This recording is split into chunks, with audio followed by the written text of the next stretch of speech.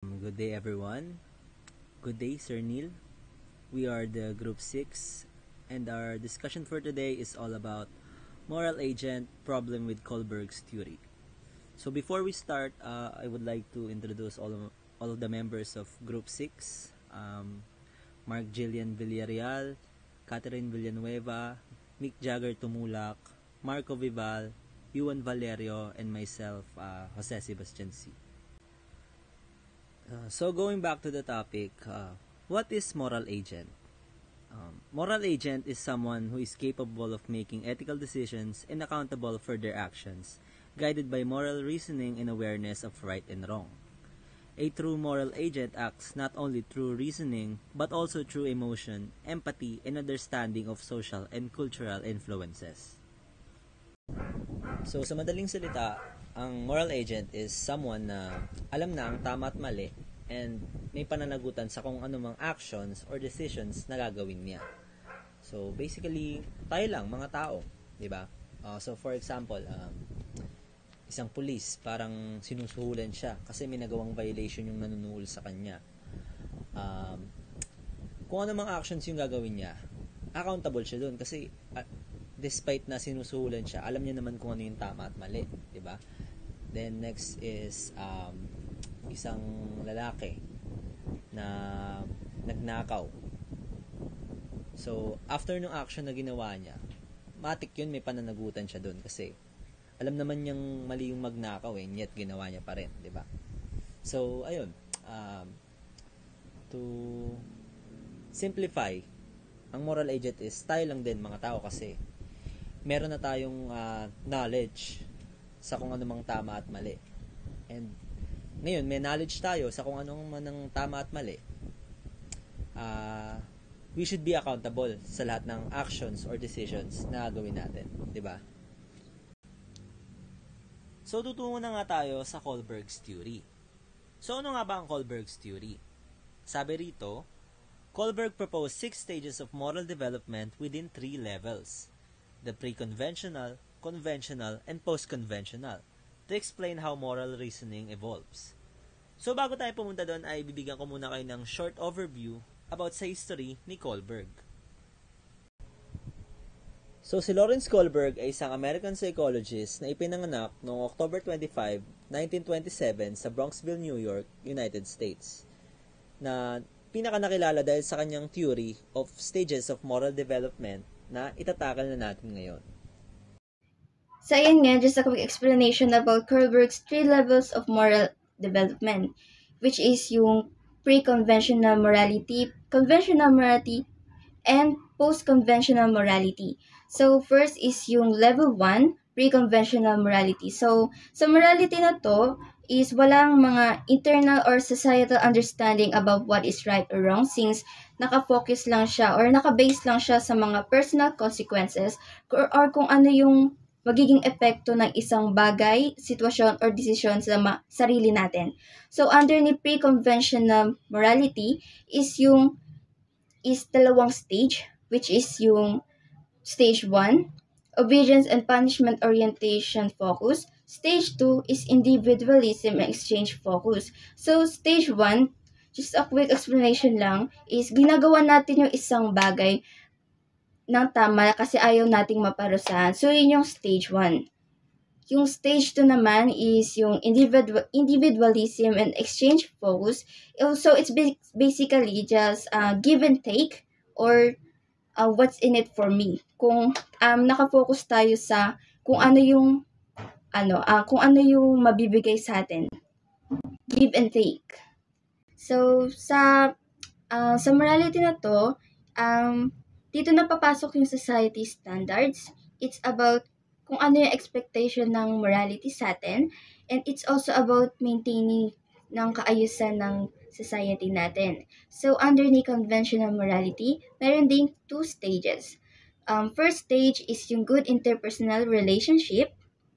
The second stage is maintaining social order. So, sa first stage, which is yung sa good interpersonal relationship, ang short explanation lang dyan is tumutulong ka sa ibang tao, hindi dahil tama ito, tumutulong ka dahil gusto mong isipin ng isang taong mabait ka or matulungin ka. So, ayun yan. So, sa stage 4 naman is yung maintaining social order. So, sa stage na to, ang quick explanation lang din dito is sinusunod mo yung rules ng community nyo dahil yun yung social standards, yung society standards. Sinusunod mo kasi yun yung nasa batas. Stage 5. Social contracts and individual right focus on recognizing that laws are social contracts that can be changed if they don't promote justice. Stage 6. Universal ethical principles focus following internal moral principles of justice, equality, and human rights. His theory, advanced understanding of moral reasoning, influence education, and emphasize justice and fairness as foundation or moral development. What are the problems with Kohlberg's theory? Problem number 1. Gender bias. Ang unang problema sa theory ni Kohlberg ay gender bias. Ayon kay Carol Gilligan, masyado itong nakapokus sa pananaw ng mga lalaki dahil ang emphasis niya ay sa justice at fairness. Pero hindi niya gaanong pinansin ang moral perspective ng mga babae na kadalasan ay nakasentro sa care at relationships. Sabi ni Gilligan, dapat isama rin ang empathy at concern for others sa moral reasoning kasi pareho itong mahalaga sa pag-intindi kung ano ang tama o mali. Problem number 2. Cultural bias. Ang second problem ay cultural bias. Ang theory ni Kohlberg ay nakabase sa Western culture kung saan ang values ay tungkol sa individual rights at justice. Pero sa ibang kultura, gaya ng Asian countries, mas binibigyang halaga ang community, harmony, at social responsibility. Ibig sabihin, hindi laging applicable sa lahat ng kultura ang stages ni Kohlberg dahil magkaiba tayo ng pinapahalagahan pagdating sa moral decisions. Overemphasis on reasoning. The theory focuses on moral thinking rather than moral action, ignoring the rules of emotion, empathy, and social context in real moral behavior. This theory focuses too much on moral thinking and ignores how emotions, empathy, and social situation affect real moral action. Example, moral reasoning. Alam ng isang tao na mali ang magsinungaling. Emotion and social context. Pero nagsinungaling pa rin siya para protektahan ang kaibigan niya dahil siya'y naawa at ayaw niya mapahamak ito. Problem 4. Teach stage. Kohlberg assumed moral development follows a strict linear path, but real life moral growth is more flexible and context dependent. Kohlberg believed that people go through moral development in a step-by-step way, but in real life it's not that simple.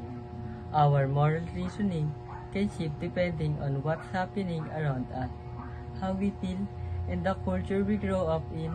So, is that always follow a strict or predictable path?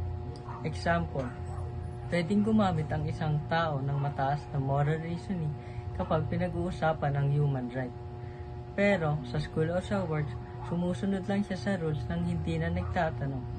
Ipinapakita nito na nagbabago ang moral thinking depende sa sitwasyon at hindi ito laging nakapig sa isang stage lang. Modern perspectives, new approach integrate emotion, cultural diversity, and social relationships, offering a more balanced and realistic understanding of moral development. Ang makabagong pananaw sa moral na pag-unlad ay sinaalang-alang na ngayon ang damdamin, pagkakaiba-ibang kultural at mga ugnayang panlipunan. Dahil dito, nagiging mas balanser at mas katotohanan ang pag-unawa sa kung paano nabubuo ang moralidad ng isang tao. Sa halip na itoon lamang sa lohika o individual ang pag-iisip, kinitilala ng mga bagong pananaw ng ating emosyon kultura sa pakikitungo sa ibang tao ay may mahalaga papel sa paghubog ng ating pagpahalaga at pagdidesisyon tungkol sa tama at mali. Fifth stage, Kohlberg assumed moral development follows a strict linear path, but real-life moral growth is more flexible and context-dependent. Ayon kay Kohlberg, ang moral na pag-unlad ay dapat sunod-sunod. Ito ay proseso na hindi dapat laktawan.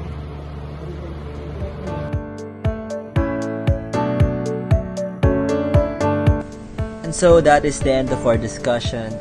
Thank you so much for listening and have a good day, everyone.